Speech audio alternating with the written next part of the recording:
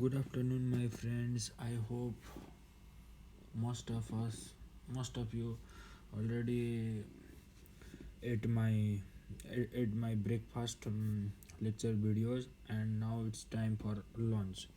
Today I will talk about immunoglobulins or antibodies. But look, maybe it will be very easy for other guys who already know a lot of things. I am just talking about basic things in this 4 minutes video. So look, immunoglobulin, they are antibodies. Immunoglobulins are secreted by the plasma cells. If we have option plasma cell, we go for a plasma cell, and if we don't have plasma cell, we go for activated beta lymphocytes or beta lymphocytes. So plasma cells, which is the activated beta lymphocytes, they produces immunoglobulins, and we have five classes of immunoglobulins: DEMAG, immunoglobulin DEMAG, and out of this most simplest form of is immunoglobulin G. So immunoglobulin G is the simplest form.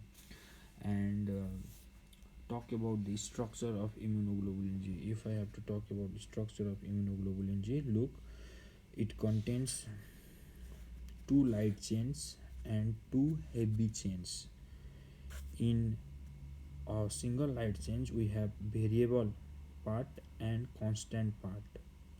In heavy chain, we have also a variable part, but in case of heavy chain, since it is heavy, it has got three, it has got tail also, three constant part, and this constant part, the second and third constant part of your heavy chain, they form FC segment that you helps to fix over cells, that helps to fix immunoglobulins over bacterial cells, over red blood cells, over for opsonization. And these heavy chains and these light chains between themselves and are connected with disulfide bond, you know.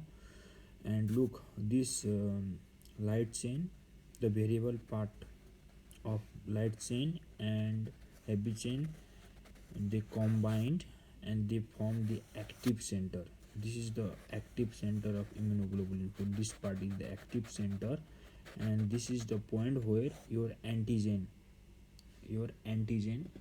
uh, or the epitome of antigen gets connected. So immunoglobulin G has two active center. And what other things about immunoglobulin G? It is produced in secondary immune response. It is the only placenta that crosses your placental barrier. G for goes through the placental barrier, and it is the most abundant immunoglobulin. So 80% of immunoglobulin that is present now inside your blood is immunoglobulin G. And look about immunoglobulin M. Immunoglobulin M is the, you can say, the multi, when 5 immunoglobulin G combines, it will form immunoglobulin M. So automatically the active center in immunoglobulin M will be 2 into 5 equal to 10. Immunoglobulin N is the first immunoglobulin to be produced in neonates. It can't cross placental barrier, and it is produced in primary immune response. So when the pathogens first enter into your blood, the first immunoglobulin to be produced is immunoglobulin M. Immunoglobulin D have some role in malignancy. Immunoglobulin E is increased in hemorrhagic vasculitis, in parasitic infections, in allergic reactions, in atopy, the bronchial asthma, in anaphylactic reaction. So immunoglobulin A is the secretory immunoglobulin, and it is present in your biological fluids like in milk, and it lines also the mucosal lining of the respiratory tract, GIT. Look, in every immunoglobulin, the name is different. Why do we give different name? Because their heavy chains is different. Immunoglobulins, their light chains are same, and we give G, A, M, A, D because their heavy chains are different. In all immunoglobulin, the light chains are same. So the quality of light chain is all immunoglobulins are same. It is the heavy chain that determines which immunoglobulin. Okay, and look, immunoglobulin G has four subclasses: 1, 2, 3, 4, 5, and complement fixation is more in immunoglobulin G, followed by immunoglobulin G3 to 1. And immunoglobulin G1 is the most abundant, G2 is uh, chuchu less. So the amount of immunoglobulin G decrease like this, and complement fixation decrease like this. Okay, and this immunoglobulin G4, A, E, and D, they are not complement fixing immunoglobulins.